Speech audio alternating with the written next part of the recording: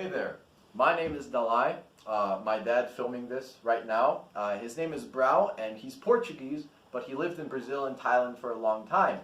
And because of that, he kind of made up this very different version of something called Bacalhau à Brás, called Bacalhau à Brau, because he loves naming things after himself, like Alexander the Great.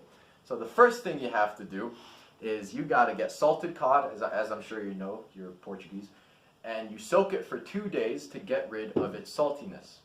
And for our version, you need Thai red curry. We're going to use like 2 spoonfuls, but if you're not as Asian as us and you don't want it as spicy, you can use less or more. It doesn't matter. And then coriander, cilantro, you'll use as a garnish for the end. Half a can of coconut milk. All cans are the same size as everywhere in the world. That's half a can. 1 chopped onion that you'll fry. Sliced potatoes, slice them thinly so that they actually cook well. And of course, Portuguese olive oil. Because if it's not Portuguese, you're cheating yourself and you're not getting the vibe right. There you go. So first what you're going to do, I'm not actually going to do it by the way. First what you're going to do is you're going to fry the onions, the whole thing, in the olive oil. And then I put it in. Alrighty, so we stir fried the curry for 1 to 2 minutes. It should look something a little bit like this. And this is where the fun begins. This is where you add the actual namesake of the dish, the cod, or the bacalhau. As I said, you soak this thing for 2 days to get rid of the saltiness. And you put it in there, you fry it for about 30 seconds before you add the coconut milk.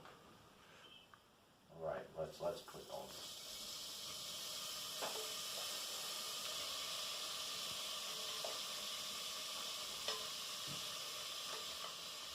Carefully.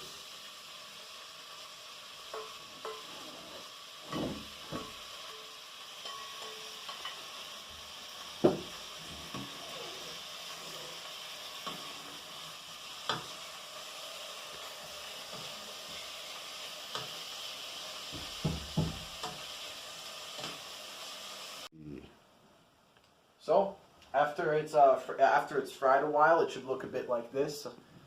All of the cod should be coated in the red curry and look nice and red like that. And then that's when you add the half can of coconut oil. As I said, cans everywhere in the world, same size. If you find that it gets a little too thick, you can add water at the end if you so desire. And mix this around. It didn't get too thick for us though, so we're fine. The potatoes. Alright, and then you put the potatoes into the mixture. Now, remember to slice them reasonably thinly so that they cook fast, because we're not going to be cooking them for a long time unless we burn everything.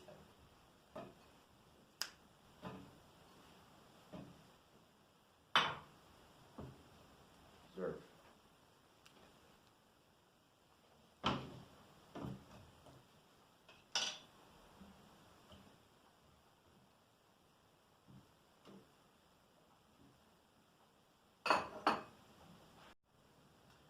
So after 20 minutes, or whenever the potatoes cook, could be longer than that, the thing is going to be ready. Oh, that was hot. The thing is going to be ready. And you can add salt to taste, but we don't feel like we need it, so we're not going to do that. We find that it tastes well enough already.